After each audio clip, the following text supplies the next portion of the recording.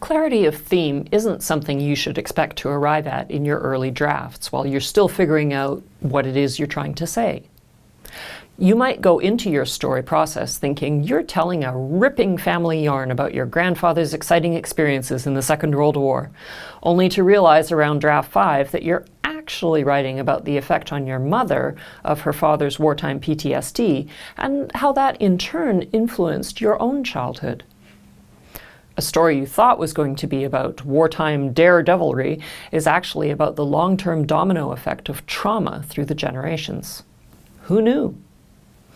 Revising for theme should occur later in the revision process, once you have a handle on your characters and their motivations, and you're feeling confident in the voice and prose style you've adopted. So here are some questions to ask yourself as you engage with the issue of theme in your work. What are you trying to say? With some precision, can you articulate the underlying forces that are propelling your characters and your story? So rather than articulating your theme vaguely as something about capitalism, maybe it's the corrosive effects of capitalism on marginalized cultures. Have you avoided didacticism? Is your theme evolving, or are you hammering a single note? Are you teaching or preaching to your reader rather than making discoveries alongside them? A good measure here is whether you yourself arrived somewhere new in your own thinking about your subject through the course of writing your story. If you're starting and ending in the same thematic place, you risk boring your reader, not to mention yourself as you're writing. You also risk oversimplifying what might otherwise have been a satisfyingly complex theme if you don't engage with all its subtleties and nuances. Take your reader on a journey with theme, just as you do with plot and character. Are you saying nothing? Of course, there are times when you just want to create a bit of escapism, a great comedy, a satisfying romance, an exciting thriller. Do I really have to think about theme, you might wonder? Can't I just entertain and leave it at that? In fact, dig a little deeper into each of these escapist entertainments, and you'll quickly realize that they too have their themes, though they may wear them lightly. The boundary between humor and darkness can be razor sharp, and where the writer chooses to draw that line is all about the themes they're exploring. Romance is often intimately connected to societal mores and conventions that the lovers must test in order to pursue their passion. The best thrillers engage with issues of the day, such as cybercrime, terrorism, or racial tensions, to give their plots immediacy and credibility. How are you getting at theme?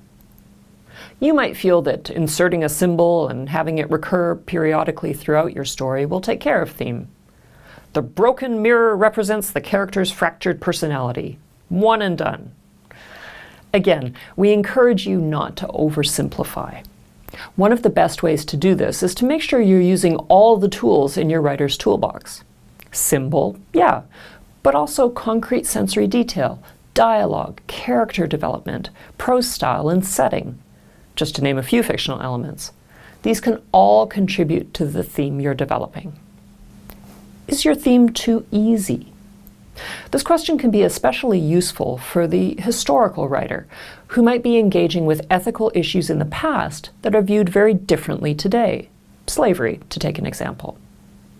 If the theme of your novel is slavery is wrong, you're probably setting your thematic bar too low. It's too simple, too obvious, too easy from a 21st century perspective. But if your theme is something more like slavery is wrong and its effects continue to haunt us today, or slavery is wrong and it can take many forms, not all of them obvious, you're getting at something more interesting and challenging for the reader. Which leads to our final question. How does your theme relate to the contemporary reader? Again, this question is especially useful for the historical writer, as well as the writer of fantasy or speculative fiction.